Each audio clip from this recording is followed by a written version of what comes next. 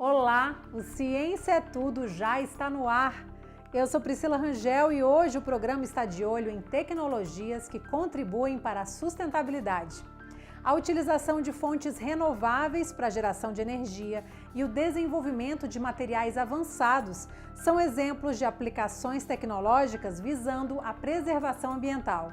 E a gente aqui continua com a missão de te levar pelo universo da ciência e tecnologia no país. Tudo pronto aí? Então vamos juntos!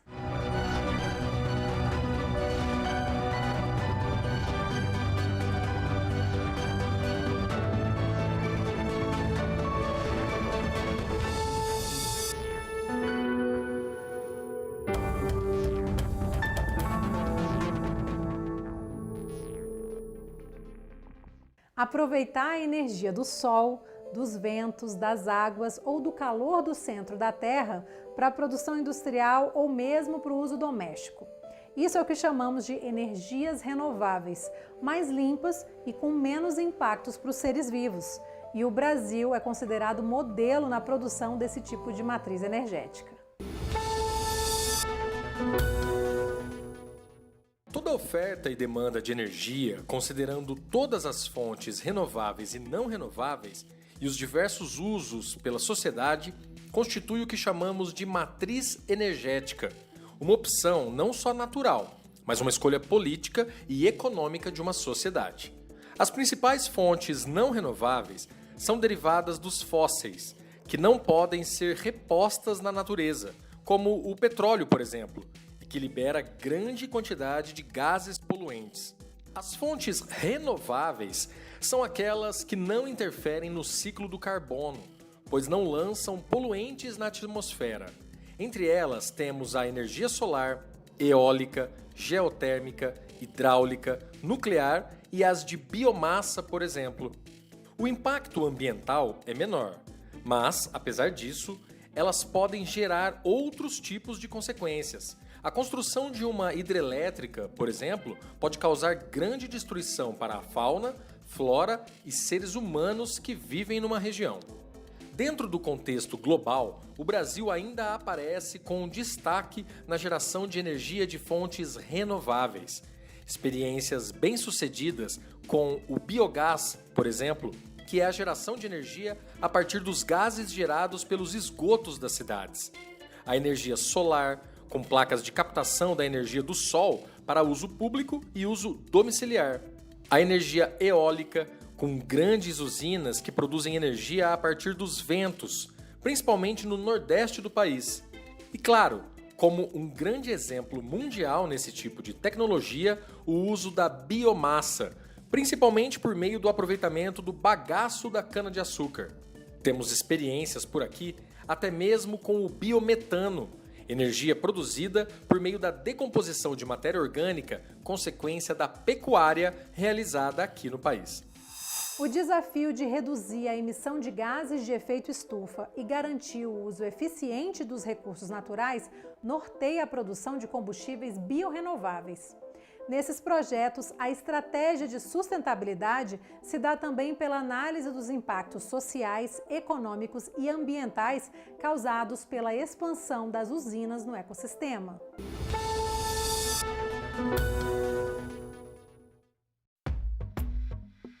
Um dos líderes mundiais em produção de biocombustíveis como o etanol, o Brasil desenvolve pesquisas de ponta nessa área. Os biocombustíveis são combustíveis feitos a partir de plantas, mais especificamente da biomassa e de resíduos orgânicos. Disponível de forma abundante no Brasil, a biomassa é uma matéria-prima diversificada e de baixo custo. Atualmente são produzidos a partir da biomassa o etanol, o biodiesel usado em caminhões, o bioquerosene para aviões e o biogás. De acordo com o Centro Nacional de Pesquisa em Energia e Materiais, vinculado ao Ministério da Ciência, Tecnologia e Inovações, os biocombustíveis equivalem a 20% do que é usado hoje no Brasil. No Centro de Pesquisa em Energia, o Laboratório Nacional de Biorrenováveis desenvolve tecnologias sustentáveis para a produção de biocombustíveis, bioquímicos e biomateriais. Entre as preocupações do laboratório estão os impactos econômicos, sociais e ambientais da expansão de usinas. Na produção sustentável de energia ou biocombustíveis, a gente precisa respeitar o meio ambiente. Eu vou dar 3 exemplos de como isso pode ser feito. O primeiro é o uso responsável da terra. Ela não deve atrapalhar a produção de alimentos. Segundo, a gente tem que aproveitar todos os resíduos da produção. E terceiro, a gente tem que gerar pouca quantidade de gases de efeito estufa para minimizar o impacto no aquecimento global. E olha, o Brasil está muito bem nesses 3 quesitos. Hoje a gente usa apenas 1% do nosso território e somos líderes mundiais na produção de etanol. Além disso, essa produção acontece a milhares de quilômetros de regiões de grande importância ambiental, como a Amazônia e o Pantanal. Mas e os resíduos de gases de efeito estufa? A gente tem outro tipo de etanol, chamado de celulósico ou segunda geração, que é produzido a partir dos resíduos da cana-de-açúcar, que são a palha e o bagaço. Se a gente usar todos os resíduos da cana disponíveis no país, a gente pode aumentar a produção de etanol em pelo menos 30% sem nenhum plantio adicional de cana. Ainda, segundo o laboratório, o etanol pode produzir 95% menos gases de efeito estufa do que a gasolina. Além disso, o Brasil é também um dos pioneiros na produção de etanol de segunda geração. E o Laboratório de Biorrenováveis desenvolveu uma biotecnologia nacional para essa produção. O país hoje importa a biotecnologia utilizada no processo de produção desse etanol, que são as enzimas. Nós, do Laboratório Nacional de Biorrenováveis, desenvolvemos uma biotecnologia 100% brasileira para resolver esse problema. Hoje já buscamos empresas que queiram licenciá-la para que o benefício das nossas pesquisas chegue de fato à sociedade.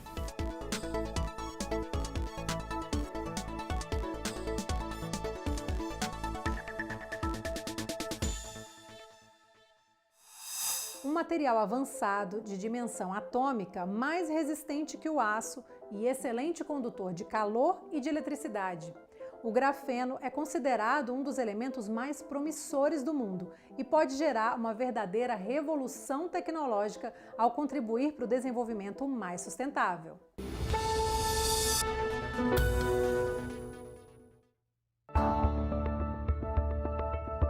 O grafeno é um material avançado, bidimensional, composto por carbono e obtido a partir da grafite.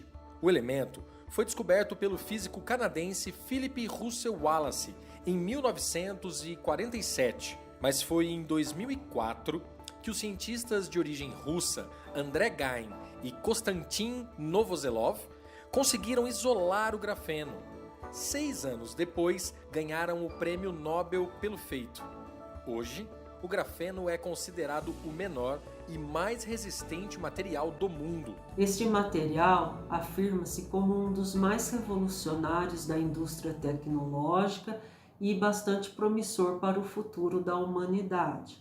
O grafeno consegue ser mais duro que o aço, mais fino que um fio de cabelo e melhor condutor de eletricidade do que o cobre. E o grafeno, ele tem propriedades físicas e químicas fantásticas, propriedades eletrônicas, então existe uma expectativa que o grafeno venha a ser usado na futura nanoeletrônica, propriedades mecânicas superiores, então é um material extremamente resistente. O Ministério da Ciência, Tecnologia e Inovações, MCTI, e o Conselho Nacional de Desenvolvimento Científico e Tecnológico, CNPq, lançaram este ano uma chamada pública para apoiar empreendimentos tecnológicos à base de grafeno. Essa foi a primeira chamada com foco em grafeno para apoiar aplicações. Nós fomos extremamente exitosos nessa chamada CNPq MCTI, porque conseguimos 71 propostas. Isso vai passar por um processo de análise nesse momento, que vai passar necessariamente por um funil, onde iremos apoiar por 6 meses 30 propostas. E em seguida, num novo processo de análise, selecionaremos 10 propostas que chegarão ao final após um novo apoio de 18 meses. Esse é o investimento inicial de 2 milhões. O grafeno é um aliado no desenvolvimento sustentável. Sua síntese não contribui para o aquecimento global, nem para a poluição, e ele pode ser utilizado em inúmeras aplicações, como por exemplo nas filtragens da água e do ar. Filtros de grafeno também são utilizados para a redução de emissão de gás carbônico na atmosfera. Os compostos de grafeno também podem ser aplicados em placas solares mais versáteis e também na energia eólica, tornando as turbinas maiores e mais leves. Pode também melhorar o desempenho de baterias de lítio tradicionais. Outra aplicação em que o grafeno já vem sendo utilizado ajuda a diminuir o impacto ambiental da produção de concreto e o torna mais resistente. O Centro de Tecnologia em Nanomateriais e Grafeno, CTNano, da Universidade Federal de Minas Gerais, é pioneiro no uso do grafeno em cimento e plásticos. No CTNano, a gente tem trabalhado com algumas aplicações. Talvez a principal dela são os chamados materiais compósitos, onde a gente mistura o grafeno e o nanotubo em plásticos e no cimento. E o objetivo desse trabalho específico é aumentar a resistência mecânica do cimento e do plástico. A gente tem trabalhado também no CTNano com sensores de gases, sensores líquidos, que funcionam mais ou menos como um nariz eletrônico ou uma língua eletrônica. O governo federal também está investindo em outros materiais além do grafeno. A FINEP, financiadora de inovação e pesquisa do Ministério da Ciência, Tecnologia e Inovações, MCTI, lançou um edital que irá destinar 10 milhões de reais para apoiar o desenvolvimento na área de materiais avançados. Nesse momento temos ainda uma chamada de empreendedorismo baseada em materiais avançados, aí no sentido mais amplo, operados pela FINEP, que está em aberto e é um chamamento aos pesquisadores e empreendedores e principalmente as empresas que querem desenvolver soluções de agregação de valor para materiais avançados. Isso está inserido numa estratégia de agregar valor. Como diz o presidente, é fundamental que a gente agregue valor ao que é brasileiro.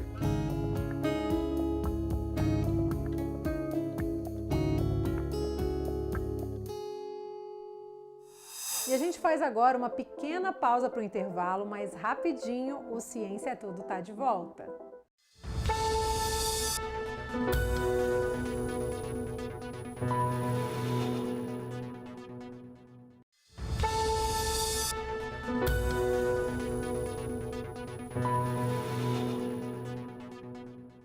Além de ter recursos naturais renováveis em abundância, o Brasil possui uma rica fonte de minérios.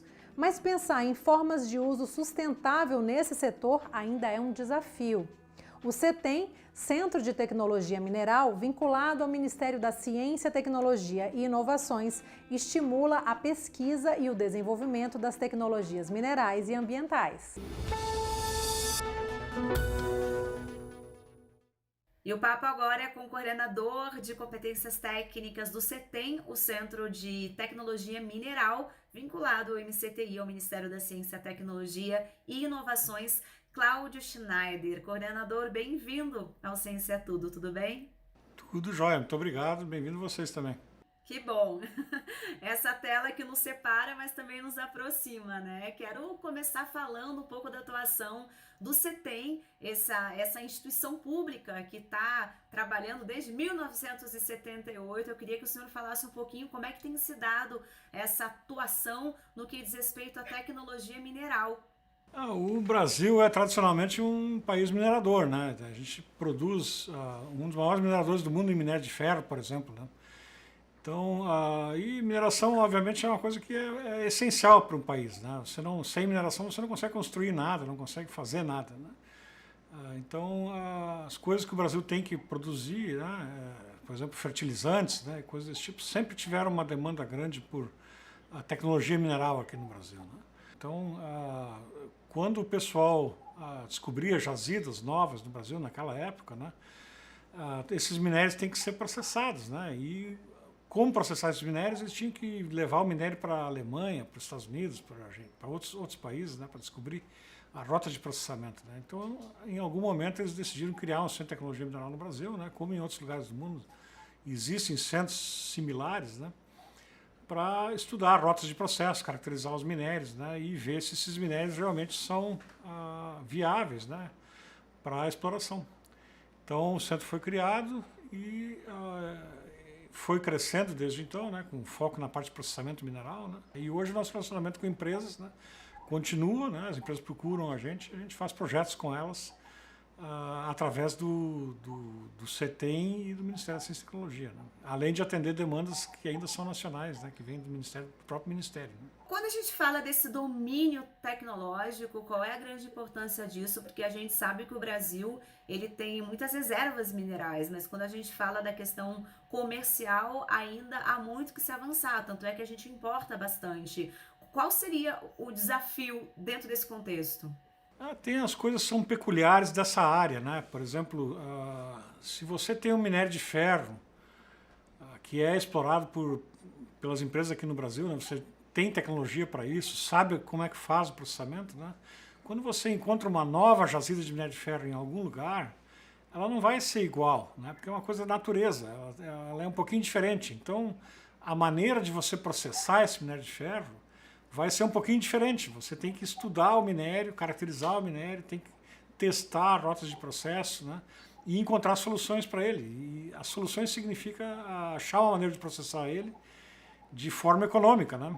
E quando você consegue fazer isso, você vai conseguir fazer um novo empreendimento de mina de ferro, né? E assim é para todos os minerais, né? Não tem nenhuma mina de fosfato igual a outra, não tem nenhuma mina de bauxita igual a outra, né? Não tem nada. É sempre um novo esforço que tem que ser feito, né? Então, esses novos minérios que estão sendo achados e empreendimentos possíveis são os minérios que estão sendo trazidos para o CETEM.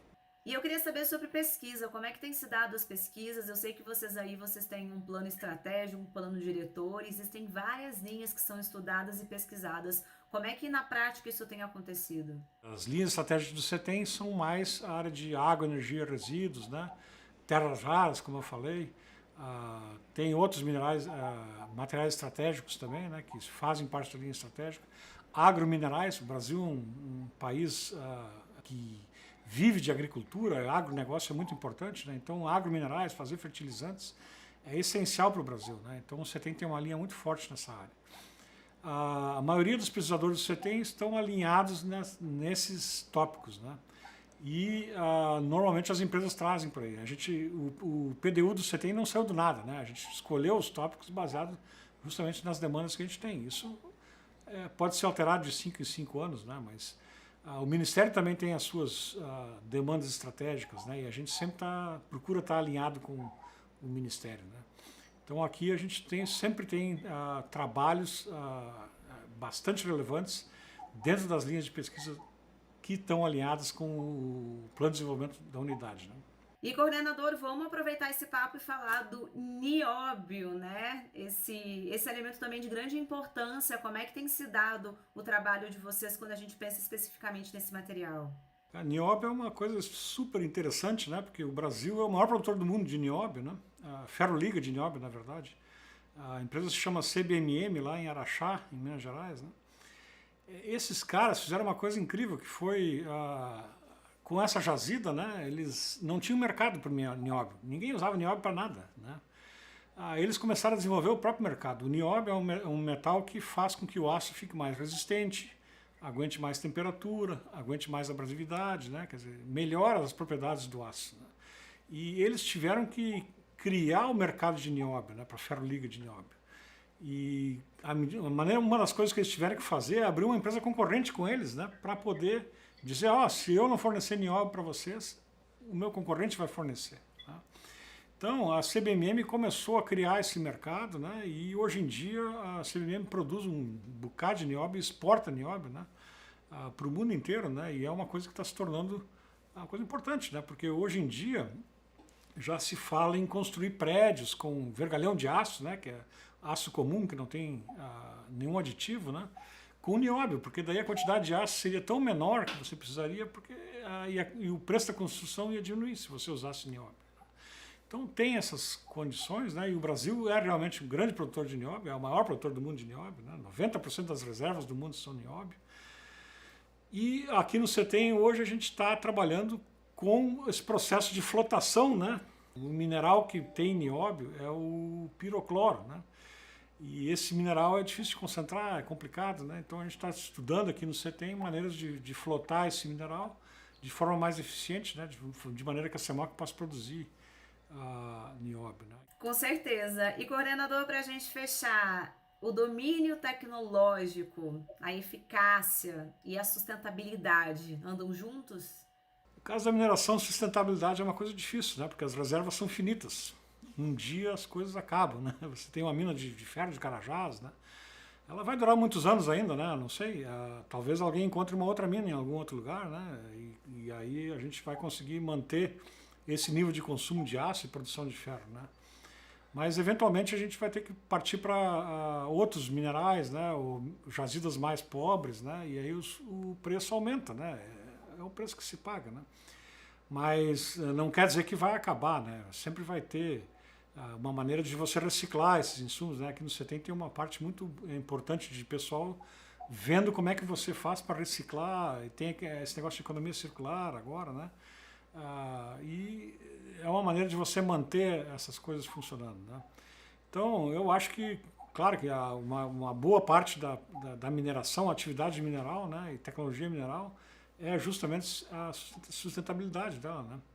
Mas viabilizar minérios mais difíceis, né, mais pobres, também faz parte desse processo, né? Então, você tem um papel importante nisso aí para o futuro do Brasil.